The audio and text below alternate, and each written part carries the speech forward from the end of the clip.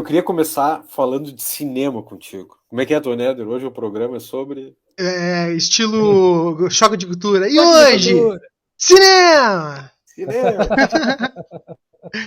Muito bom. Assim, Que demais. o filme foi baseado em fatos reais. E como que surgiu essa história na tua vida? Como é que apareceu essa história, que é um pedaço, um recorte da nossa história lá do século passado, lá Sim. das gravações, enfim, como é que surgiu essa história para ti, e como que tu fez o trabalho de pesquisa e como tu trouxe esse projeto para nós? Então, a gente está falando da Casa Elétrica, né? Casa Imagino. Elétrica. Uhum. A Casa Elétrica, a história, ela é maravilhosa, ela é apaixonante e todo mundo que se encontra com a história a primeira vez passa pela mesma sensação, que é tipo assim, como que eu não sabia dessa história antes? Porque ela é fascinante. Ela é a história sobre a primeira gravadora e fábrica e prensa de discos da América Latina, que existiu em Porto Alegre entre os anos de 1913 e 1924, começo do século passado, que foi fundada por um italiano, Saverio Leonetti, que veio a Porto Alegre primeiro de casualidade, se apaixonou pela cidade, entendeu que a cidade era muito musical e resolveu fazer isso aqui. Foi favorecido pela casualidade que foi a Primeira Guerra Mundial, né? O que acontecia na época, para o pessoal entender? Os discos, já se gravavam discos em Buenos Aires, em São Paulo, só que o que acontecia? Não havia fábrica de discos na América do Sul. Então se gravava uma matriz e essa matriz era mandada para a Europa, aonde na Europa se faziam as cópias desses discos e depois voltavam. E esse processo levava 3, 4 meses, mais ou menos, né? E com a Primeira Guerra Mundial, pararam esses trânsitos de navios entre os continentes, e aí surgiu essa oportunidade comercial para o Saverio começar a trazer a Porto Alegre artistas do Brasil inteiro, da América Latina inteira, para gravar aqui. E nesses Idas e Vidas, o primeiro tango gravado e fabricado e prensado na América do Sul foi feito na Casa Elétrica, assim como o primeiro samba também. E essa história chegou a mim também por casualidade em 1998. Eu morava em Buenos Aires na época e eu vim a Porto Alegre para um evento, justo era o lançamento de um disco do meu pai, e eu conheci no evento o Geraldo Leonetti, que era sobrinho neto do Savério. O Geraldo era um publicitário aqui de Porto Alegre e tal, e ele me contou a história assim, do começo ao fim, e eu fiquei com essa sensação de boca aberta. Eu falei, cara, isso dá um filme, né? Essa história dá um filme, porque é uma história maravilhosa, assim, uma história típica né, de imigrantes conquistadores que desbravam, né, onde estão e que criam coisas novas, que era muito comum naquela época em toda a América Latina, na América do Norte também, né? E, e aí eu voltei para Buenos Aires e comecei a escrever o roteiro em conjunto com o Geraldo, aqui e lá. Só que 2 anos depois, um pouquinho menos de 2 anos depois, infelizmente o Geraldo faleceu, né? E aí eu, morando em Buenos Aires, pensei, pô, não tinha pretensão de voltar ao Brasil, né? Eu já estava lá, eu fui morar em Buenos Aires em 92, já estava lá então há 8 anos. Falei assim, bom, não pretendo voltar ao Brasil agora, vou botar na gaveta esse filme e deixei ali. E aí passou o tempo, passou a vida, passou as coisas. 2005 estou eu radicado em Porto Alegre, voltei a morar em Porto Alegre e numa conversa com o Beto Rodrigues, que é um produtor, dono da Panda Filmes, contei para ele a história assim como o Geraldo contou para mim. Quando eu terminei de contar a história, o Beto estava com a boca aberta e falou assim, cara, essa história dá um filme. Mesma frase Ah, tua. entendeu?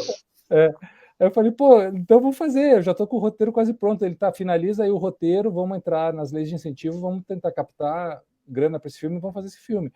E aí nesse processo todo aí a gente levou quase 5 anos captando, né? Eu tive que fazer várias versões do filme. O filme era no começo era uma coisa meio megalomaníaca, assim, eu até refazia o primeiro Grenal da história no filme. Tive que tirar várias cenas assim, né, para o filme ficar mais enxuto, mais baratinho. E conseguimos filmá-lo em 2010, finalmente. Ele estreou em 2012. Está disponível no YouTube aí, A Casa Elétrica, quem buscar. São 2 filmes, na verdade, tem um documentário e tem o de ficção. Eu tive que fazer os dois, foi uma ideia minha, por quê? Como é uma história real, né, com personagens reais que aconteceram de verdade, que circularam entre nós, que fizeram coisas de verdade, e deixaram um legado, eu tinha que respeitar o ipsis literis do que foi feito. Então o documentário é para contar isso, a história real dos personagens reais e tudo que aconteceu. E aí eu aproveito para traçar um paralelo entre a cena musical de Porto Alegre, de Buenos Aires e Rio de Janeiro. Porque quando fechou a Casa Elétrica, em 24, a gente ficou sem gravar discos aqui no Rio Grande do Sul até 1970. Foram quase 50 anos de um hiato aí que fez com que Rio e São Paulo tomassem a liderança do mercado musical no Brasil. E a gente perdeu esse espaço, né? Porque ninguém seguiu o legado do Leonetti aqui. E então o filme de ficção, ele conta os personagens reais estão lá, as histórias reais estão lá, mas eu também me dou o direito de inventar alguns personagens, inventar algumas situações para que a narrativa fique mais romantizada, né? E se transforme num filme de ficção. Então, claro, tá tudo lá no filme de ficção real, mas tem algumas invenções do roteirista para que a gente possa ter uma história mais legal. E no documentário tá tudo ali, ipsis literis, com todos os fatos. E só para concluir a tua pergunta, já a pesquisa ela veio inicialmente do Paixão Cortes, né? O Paixão Cortes, que é o nosso maior historiador sobre gauchismo e sobre tradicionalismo e tudo que é relacionado ao nosso estado. O Paixão foi o grande descobridor da Casa Elétrica e do Saverio Leonetti, e ele brigou com muitos historiadores do centro do país sobre essa história do primeiro samba gravado, porque nos livros lá de história está que o primeiro samba gravado foi pelo telefone. Pelo telefone. Do Djonga, que é de 1912. Desculpa, 1912, isso. Só que já se gravavam antes sambas na Casa Elétrica com o Saverio Leonetti. Sim. Né? E isso está registrado na história, só que como o centro da história é contado ali pelo eixo, né? Historiadores de Rio e São Paulo puxaram a brasa para si, e a gente terminou também perdendo esse espaço nos livros de história. Mas o Paixão Cortes sempre foi um defensor disso, passou a mim toda a sua pesquisa, né? Ele participa lá do documentário também, a gente bate um papo com ele, e a partir de todo o trabalho que o Paixão fez durante todos esses anos de dedicação à Casa Elétrica, eu também montei aí o roteiro, as pesquisas, enfim, ele foi parte fundamental aí no processo. E o primeiro samba teria sido o Yaya Me Diga. Yaya Me que Diga, aparece no filme, né? Isso, que havia um sambista gaúcho que tinha uma dupla com diferentes mulheres, né? Geraldo Magalhães. E sempre botava esse nome, os Geraldos, na dupla dele, né? Uhum. Era Geraldo Magalhães e alguma outra cantora. E o Geraldo era negro, mas era gaúcho, e que circulava o Brasil inteiro tocando chachados e sambas, e que na época não se chamava samba ainda, né? Mas estruturalmente, ritmicamente, era um samba. Era um choro um pouco mais acelerado e que depois veio a se converter em samba. E o Geraldo Magalhães, ele gravou Yaya Me Diga e outras séries de sambas na mesma sequência, porque o processo era muito louco naquele momento, né? Só para a gente visualizar, assim, ter uma ideia como é que se gravava a música. Hoje o cara pega o celular ali e taca... Aliás, até tem inteligência artificial que faz tudo para ti, tu não precisa fazer mais nada, né?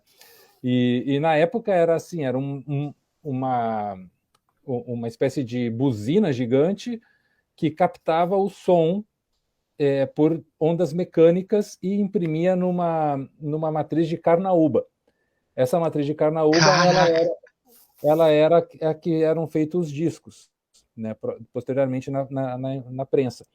E só que era assim, era tudo num take 1 só, era take 1. Tinha que botar toda a banda ali na frente daquela buzina, vai do começo ao fim, não erra, meu filho, que não tem volta, entendeu? O que tu fizer ali é o que vai ficar prensado automaticamente no disquinho matriz ali. Então, eram músicos de muita qualidade. Ele gravava muitas orquestras, assim, então quando tinha 7, 8, 9 pessoas era muito difícil, porque quem ficava mais no meio aparecia mais, quem ficava atrás ou nas pontas não soava tão bem, porque não tinha como microfonar todo mundo, era uma coisa só e vamos lá, vamos dar-lhe. E a relação aqui com o sul do estado nesse filme?